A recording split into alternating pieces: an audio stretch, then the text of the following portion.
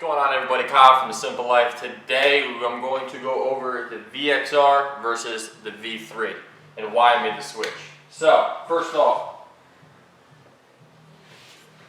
the VXR. I bought this bow, or I shot this bow right when I came home at the beginning of the year, and I never was a Mathews fan at all until I shot this bow. Nothing but good things. Took me about, I think, 8 or 9 weeks or something to get this bow, and it was definitely well worth the wait. So I really don't have anything negative to say about the VXR. It's definitely quieter than all the previous Mathews bows. The back wall was solid, the draw cycle was solid, everything was solid about this bow. Honestly, I do not have any complaints about the VXR. But when I went and I heard the V3 was coming out, I had to check it out. And plus, there was all new technology with it. So, this is my V3. 31-inch axle to axle, 70 pounds, 85% let off, 20-inch draw. This bow, in my opinion, I don't want to say it blows the VXR out of the water. No, it does. It blows the VXR out of the water, 100%. So, the new technology that the V3 has that the VXR doesn't is the cable guard right here. So what that is if you look at the VXR versus the V3, the cable guard on the VXR and most of the other Mathews bows isn't in the center of the bow, right? So on the V3, it's right in the center of the bow. So pretty much where you're drawing your bow is right where that cable guard is. This bow is so in tune and in sync that it hands down by far makes this probably the smoothest bow on the market. And I'm not just saying that because I have it, because I'm very, very picky about my bows, but this is probably hands down the smoothest bow on the market. I know somebody had messaged me and asked me about the rest. Does the rest go from the VXR onto the V3? And the answer is yes. The little dovetail that they have on the VXR is the same one that they have on the V3. So your rest on your VXR will go onto your V3. I'm shooting the HHA Optimizer Tetra, the tournament edition sight. I like my sight a little bit farther out on my bow because in my mind, the farther away it is, the more accurate I'm going to be and the more stable I can get my shots. Overall, this bow is smooth. Very, very, very smooth. The back wall is solid. The draw cycle is, smooth. That's the only thing I could say. I mean, this bow, I'm glad that I went and shot it. And I definitely recommend people going out to shoot this bow because, I mean, I could tell you 100 times on how smooth it is and it's like, yeah, whatever, but until you go and actually shoot this bow and make sure that it's set up for yourself, it's a no-brainer. The other thing is the cable guard design. So I know a lot of people like to shoot 4 vanes. I shoot 3 vanes personally.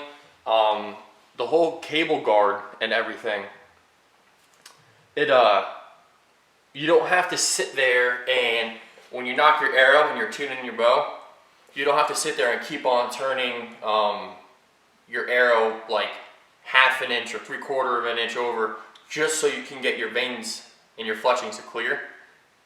It's designed where you don't have to do that. I don't think, no, I didn't even have to turn my arrows at all when I put my rest on. I was getting everything squared away. So that's definitely a plus. I never was a fan of past parallel bows. Why? I don't know. I guess it was just like a mental thing. But it just holds so much energy, and this bow is I really don't know what else to say about it. I mean, the bow speaks for itself after you shoot it. You'll understand everything that I'm telling you. If I had to choose between the V3 and the VXR, obviously I would choose the V3. If I didn't have the funds, or I was looking to upgrade but you didn't have the money for the V3, the VXR is definitely probably the #1 option. But because my bow is so new, I'm able to sell it to somebody else if they wanted it or whatever. But I didn't plan on shooting, or I didn't plan on buying the V3 until I shot it, and I kind of came home and I told my fiance, listen, I gotta go buy this bow. So went out, picked it up. I don't regret it at all. One thing that I did different on this bow that I did the VXR is the Bowmar nose button.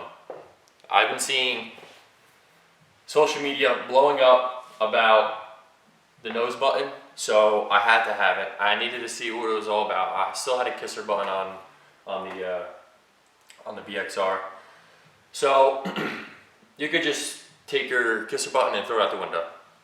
The nose button is awesome. It's genius, and it's simple. So when you're drawing your bow back, you literally draw your bow back, and you just have the nose button right in the corner of your nose, and essentially you're having the same exact sight picture every time. It's just like shooting a gun. Same thing on the military side as well.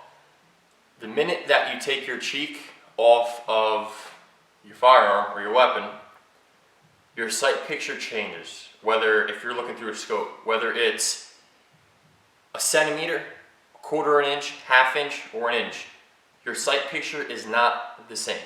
Therefore, your shot will be off.